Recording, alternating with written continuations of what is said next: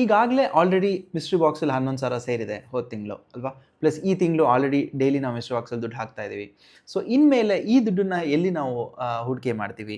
ಹೇಗೆ ನಾವು ಸೇವ್ ಮಾಡ್ತೀವಿ? ಇದನ್ನು ಹೇಗೆ ಟ್ರ್ಯಾಕ್ ಮಾಡ್ತೀವಿ? ಇದು ನಮ್ಮ ಈ 1,00,00,000 ಜರ್ನಿನ 3 ವರ್ಷದಲ್ಲಿ ತಲುಪೋದಕ್ಕೆ ಹೇಗೆ ಹೆಲ್ಪ್ ಮಾಡುತ್ತೆ ಅನ್ನೋದೇ ಈ ವಿಡಿಯೋ. ಬನ್ನಿ ವಿಡಿಯೋಗೆ ಹೋಗೋಣ. ಎಲ್ರಿಗೂ ನಮಸ್ಕಾರ. ನಾನು ವಿನೋದ್. ಇದು ನನ್ನ ಚಾನಲ್, ನನ್ನ ಆರ್ಥಿಕ ಹಾದಿ. ನಾವು 3 ವರ್ಷದಲ್ಲಿ 1,00,00,000 ಸೇರಿಸ್ತಿರೋ ಈ ನನ್ನ ಜರ್ನಿನಲ್ಲಿ ಇವತ್ತು ದಿನ 34. ಸೊ ಆಲ್ರೆಡಿ ಒಂದು ತಿಂಗಳು ಮಿಸ್ಟ್ರಿ ಬಾಕ್ಸಲ್ಲಿ ಡೈಲಿ ಹಾನೆಸ್ಟಾಗಿ ದುಡ್ಡು ಸೇರಿಸ್ತಾ ಬರ್ತಿದ್ದೆ. ನಿಮ್ಗೆ ಆಲ್ರೆಡಿ ಕೌಂಟ್ ಮಾಡು ತೋರಿಸಿದ್ದೀನಿ. ಹೋದ ತಿಂಗಳು 11,000 ಮಿಸ್ಟ್ರಿ ಬಾಕ್ಸಲ್ಲಿ ನಾನು ಸೇರಿಸಿದ್ದೀನಿ. ಪ್ಲಸ್ ಈಗ ಡೈಲಿ ದುಡ್ಡು ಹಾಕ್ತಾಯಿದ್ದೀನಿ. ಒಂದು ನಿಮಿಷ, ಇವತ್ತಿನ ದುಡ್ಡಿನ ಹಾಕಿಲ್ಲ, ಇದೇ ವಿಡಿಯೋನ ನಾನು ಹಾಕ್ತೀನಿ.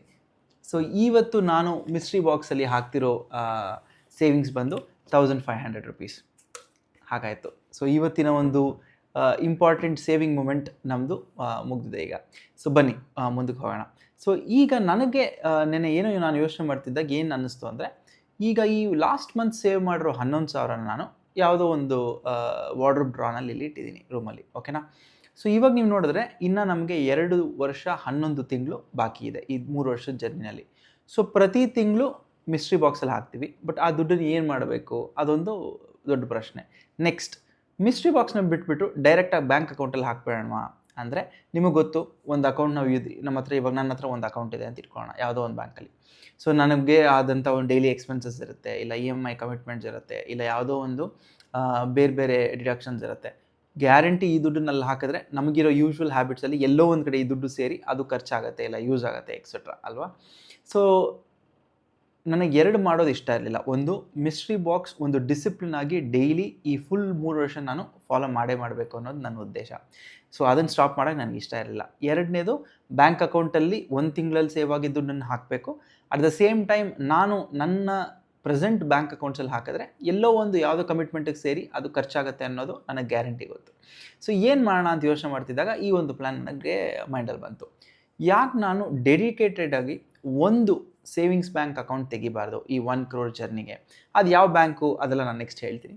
ಸೊ ಇದನ್ನು ತೆಗೆಯೋದ್ರಿಂದ 2-3 ಯೂಸ್ ಇದೆ. ಒಂದು, ಯಾವುದೇ ರೀತಿ ನನ್ನ ಬೇರೆ ಎಕ್ಸ್ಪೆನ್ಸಸ್ ಆಗಲಿ, ಕಮಿಟ್ಮೆಂಟ್ಸ್ ಆಗಲಿ ಆ ಬ್ಯಾಂಕ್ ಅಕೌಂಟಲ್ಲಿ ನಾನು ಇನ್ವಾಲ್ವ್ ಮಾಡಲ್ಲ. ಯಾಕಂದರೆ ಅದು ಹೊಸ ಬ್ಯಾಂಕ್ ಅಕೌಂಟ್ ಅಲ್ವಾ? ಅದು ಎಕ್ಸ್ಕ್ಲೂಸಿವ್ ಆಗಿ ಈ ನನ್ನ 1,00,00,000 ಜರ್ನಿನ ಅಕಂಪ್ಲಿಷ್ ಮಾಡೋದಕ್ಕೆ ಮಾತ್ರ ನಾನು ಯೂಸ್ ಮಾಡ್ತೀನಿ. ಸೊ ಇದು ಒಂದು ಬೆನಿಫಿಟ್. ಸೆಕೆಂಡ್ ಬೆನಿಫಿಟ್ ಏನಂದರೆ, ಡೈಲಿ ಮಿಸ್ಟ್ರಿ ಬಾಕ್ಸಲ್ಲಿ ಸೇವ್ ಮಾಡೋದು ಒಂದು ಡಿಸಿಪ್ಲಿನ್. ಈಗ ಆಲ್ರೆಡಿ ನನಗೆ ಆ ಡಿಸಿಪ್ಲಿನ್ ಬಂದುಬಿಟ್ಟಿದೆ, ನೀವು ನೋಡ್ತಿದ್ದೀರಾ. ದಿನ ಇನ್ಫ್ಯಾಕ್ಟ್ ನಾನು ನನ್ನ ಶಾರ್ಟ್ಸಲ್ಲಿ ಇಲ್ಲ ಈ ಥರ ಲಾಂಗ್ ವೀಡಿಯೋನಲ್ಲಿ ಎಷ್ಟು ಸೇವ್ ಮಾಡ್ತೀನಿ ಮಿಸ್ಟ್ರಿ ಬಾಕ್ಸಲ್ಲಿ ಅಂತ ಹೇಳ್ತಾನೂ ಇದ್ದೀನಿ ಆಲ್ರೆಡಿ. ಸೊ ಈಗ ಇದು ಒಂದು ಹ್ಯಾಬಿಟ್. ಬ್ಯಾಂಕ್ ಅಕೌಂಟ್ ತೆಗೆದಾಗ ಮೇ ಬಿ ನಾನು ಅದನ್ನು ಸೇವ್ ಮಾಡೋದು ಮರಿಬೋದು, ಇಲ್ಲ ಮಿಸ್ ಮಾಡ್ಬೋದು. ಸೊ ಇದನ್ನು ಎರಡನ್ನು ಹೇಗೆ ನಾನು ಕ್ಲಬ್ ಮಾಡಿ ಜರ್ನಿನ ಮುಂದುವರಿಸಬೇಕು ಅಂದಾಗ ನನಗೊಂದು ಐಡಿಯಾ ಬಂತು. ಏನು? ಮಿಸ್ಟ್ರಿ ಬಾಕ್ಸ್ ಐಡಿಯಾನ ನಾನು ಸ್ಟಾಪ್ ಮಾಡಲ್ಲ. ಹಂಗಂದರೆ ಡೈಲಿ ಹೇಗೆ ನಾನು ಇವಾಗ ಆಲ್ರೆಡಿ 34 ಡೇಸಿಂದ ದುಡ್ಡು ಹಾಕ್ತಾಯಿನೋ, ಇನ್ಮೇಲೂ ಅದೇ ರೀತಿ ನಾನು ಡೈಲಿ ದುಡ್ಡು ಹಾಕ್ತೀನಿ. ಮಂತ್ ಎಂಡಲ್ಲಿ ಅಂದರೆ 31ನೇ ತಾರೀಕು ಎಷ್ಟು ದುಡ್ಡು ಸೇವ್ ಆಗಿದೆಯೋ ಅದನ್ನು ಕೌಂಟ್ ಮಾಡಿ ಆ್ಯಸ್ ಯೂಶ್ವಲ್ ಹೋದ ತಿಂಗಳು ಹೇಳಿದ ಹಾಗೆ ನಿಮ್ಮೆಲ್ಲರಿಗೂ ನಾನು ಶೇರ್ ಮಾಡಿಬಿಟ್ಟು ನೆಕ್ಸ್ಟ್ ತಿಂಗಳು 1ನೇ ತಾರೀಕು ಆ ದುಡ್ಡನ್ನು ತೊಗೊಂಡು ಹೋಗಿ ನಾನು ನನ್ನ ಅಕೌಂಟಲ್ಲಿ ಹಾಕ್ತೀನಿ. ನೆಕ್ಸ್ಟ್ ಅದನ್ನು ಏನು ಮಾಡಬೇಕು ಅದನ್ನು ಇವಾಗ ಪ್ಲ್ಯಾನ್ ಇಲ್ಲ. ಸದ್ಯಕ್ಕೆ ಈ ಅಕೌಂಟಲ್ಲಿ ಆ ದುಡ್ಡನ್ನು ಹಾಕಿಟ್ಟಿರ್ತೀನಿ ನಾನು. ಸೊ ಇದೇ ಪ್ಲ್ಯಾನ್. ಸೊ ಪ್ಲ್ಯಾನ್ ನಂಬರ್ 1, ಇಮಿಡಿಯೇಟಾಗಿ ಒಂದು ಬ್ಯಾಂಕ್ ಅಕೌಂಟ್ ಓಪನ್ ಮಾಡ್ತೀನಿ ನಾನು. ಪ್ರಾಬಬ್ಲಿ ನೆಕ್ಸ್ಟ್ ವೀಕ್ ಅದನ್ನು ಓಪನ್ ಮಾಡ್ತೀನಿ. ಪ್ಲ್ಯಾನ್ ನಂಬರ್ 2, ಪ್ರತಿದಿನ ನನ್ನ ಮಿಸ್ಟ್ರಿ ಬಾಕ್ಸ್ ಸೇವಿಂಗ್ಸ್ ಹೀಗೆ ಕಂಟಿನ್ಯೂ ಆಗುತ್ತೆ. ಆಮೇಲೆ ಮಂತ್ ಎಂಡಲ್ಲಿ ಮಿಸ್ಟ್ರಿ ಬಾಕ್ಸ್ ಅಲ್ಲಿ ಸೇರಿರೋ ದುಡ್ಡನ್ನು ಕೌಂಟ್ ಮಾಡಿ ಅದನ್ನು ಹೊಸ ಬ್ಯಾಂಕ್ ಅಕೌಂಟಿಗೆ ನಾನು ಹಾಕ್ತೀನಿ ಅಲ್ವಾ? ಸೊ ಈ ರೀತಿ ಡೈಲಿ ಡಿಸಿಪ್ಲಿನು ನಂದು ಹಾಳಾಗೋದಿಲ್ಲ, ಸೇವಿಂಗ್ ಮಾಡೋ discipline. At the same time ನನ್ನ ಸೇವಿಂಗ್ಸ್ ಮಿಸ್ಟ್ರಿ ಬಾಕ್ಸಿಂದ ನೆಕ್ಸ್ಟ್ ಮಂತ್ ಫಸ್ಟ್ ಆ ಅಕೌಂಟ್ ಹೋಗುತ್ತೆ. ನೀಟಾಗಿ ನಾನು ಎಷ್ಟಿದೆ ಅಕೌಂಟಲ್ಲಿ ಏನು ಅಂತ ಟ್ರ್ಯಾಕ್ ಮಾಡ್ಬೋದು. ಅಕೌಂಟ್ನ ಚೆಕ್ ಮಾಡಿ ಮೊಬೈಲ್ ಆ್ಯಪಲ್ಲೋ ಇಲ್ಲ ಇಂಟರ್ನೆಟ್ ಬ್ಯಾಂಕಿಂಗಲ್ಲೋ. ಪ್ಲಸ್ 2 ಮಿಸ್ ಆಗಲ್ಲ. Daily discipline plus monthly saving routine ಒಂದು ಕ್ರಿಯೇಟ್ ಆಗುತ್ತೆ. ಇದೇ ನಮ್ಮ ಸೇವಿಂಗ್ ನಂಬರ್ 2, ಕರೆಕ್ಟಾ? ಸೊ ಇದನ್ನು ಶುರು ಮಾಡೋದೇ ಪ್ಲ್ಯಾನ್. ಇದನ್ನು ನಿಮ್ಮೆಲ್ಲರಿಗೂ ಹೇಳಬೇಕು ಅಂತಲೇ ಈ ವಿಡಿಯೋ. ಸೊ ಈಗ ನಿಮ್ಮೆಲ್ಲರಿಗೂ ಒಂದು ಪ್ರಶ್ನೆ ಇದೆ ನನ್ನ ಕಡೆಯಿಂದ. ಸೊ ನಾನು ಒಂದು 2-3 ಬ್ಯಾಂಕನ್ನು ಯೋಚನೆ ಮಾಡ್ತೀನಿ ಎಲ್ಲೆಲ್ಲಿ ಓಪನ್ ಮಾಡಲಿ ಅಂತ. ಸೊ ನೀವೆಲ್ಲರೂ ಮಾಡಬೇಕಾಗಿರೋ ಹೆಲ್ಪ್ ನನಗೇನು ಇವಾಗ ಅಂದರೆ, ಕಾಮೆಂಟ್ ಸೆಕ್ಷನಲ್ಲಿ ನೀವು ನನಗೆ ಯಾವ ಬ್ಯಾಂಕ್ ಅಕೌಂಟ್ ಓಪನ್ ಮಾಡೋಕ್ಕೆ ಸಜೆಸ್ಟ್ ಮಾಡ್ತೀರಾ ಅಂತ ನೀವು ಕಮೆಂಟ್ ಮಾಡಿ. ಬ್ಯಾಂಕ್ ಹೆಸರು ಹಾಕಿದ್ರೆ ಸಾಕು. ಯಾಕಂದರೆ ನಾವು ಓಪನ್ ಮಾಡೋದು SBI account, savings bank account. So ನಿಮಗೆ ಯಾವ ಬ್ಯಾಂಕ್ ಇದಕ್ಕೆ ಬೆಸ್ಟ್ ಅನಿಸುತ್ತೆ? ಇಂಟರ್ನೆಟ್ ಬ್ಯಾಂಕಿಂಗ್ ಮೂಲ ಆಗಲಿ, ಇಲ್ಲ ಮೊಬೈಲ್ ಆ್ಯಪ್ ಬೇಸ್ಡ್ ಫೆಸಿಲಿಟೀಸ್ ಆಗಲಿ, ಇಲ್ಲ ಸೇವಿಂಗ್ಸ್ ಆ್ಯಸ್ ಅ ಸ್ಕೀಮ್ ಆಗಲಿ.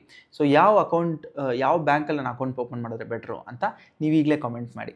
ಅದನ್ನು ನಾನು ನೋಡ್ತೀನಿ. ನೋಡಿಬಿಟ್ಟು ಖಂಡಿತ ಯಾವುದು ಸೂಟಬಲ್ ಇದೆಯೋ ಆ ಬ್ಯಾಂಕನ್ನು ನೀವು ಹೇಳಿರೋ ಬ್ಯಾಂಕಿಂದ ಚೂಸ್ ಮಾಡಿ ನೆಕ್ಸ್ಟ್ ವೀಕ್ ಅದನ್ನು ಓಪನ್ ಮಾಡ್ತೀನಿ. ಓಪನ್ ಮಾಡಿದ್ಮೇಲೆ ನಾನು ಹೇಳ್ತೀನಿ ಏನಾಯಿತು, ಆ ಫಸ್ಟ್ ಮಂತ್ 11,000ನ ಹಾಕಿದ್ನಾ ಇಲ್ವಾ ಅಂತ. ಸೊ ಇದೇ ಇವತ್ತಿನ ವಿಡಿಯೋ. ಸೊ ನಾನು ಯಾವಾಗಲೂ ಹೇಳೋ ಥರ ಇದು ನನ್ನ 3 ವರ್ಷದಲ್ಲಿ 1 ಕೋಟಿ ಸೇರಿಸೋ ಜರ್ನಿ. ಇವತ್ತು ದಿನ 34. ನಾನು ವಿನೋದ್. ಇದು ನನ್ನ ಚಾನಲ್, ನನ್ನ ಆರ್ಥಿಕ ಹಾದಿ.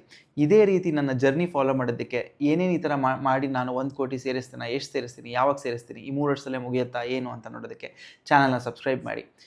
ತುಂಬ ಧನ್ಯವಾದಗಳು. ನಾನು ಯಾವಾಗಲೂ ಹೇಳೋ ಥರ ನಿಮ್ಮ ಅಮೂಲ್ಯವಾದ ಟೈಮನ್ನು ನನಗೋಸ್ಕರ, ನನ್ನ ವೀಡಿಯೋಗೋಸ್ಕರ ಸ್ಪೆಂಡ್ ಮಾಡಿ ನೋಡೋದಕ್ಕೆ ತುಂಬ ಥ್ಯಾಂಕ್ಸ್. ಧನ್ಯವಾದಗಳು.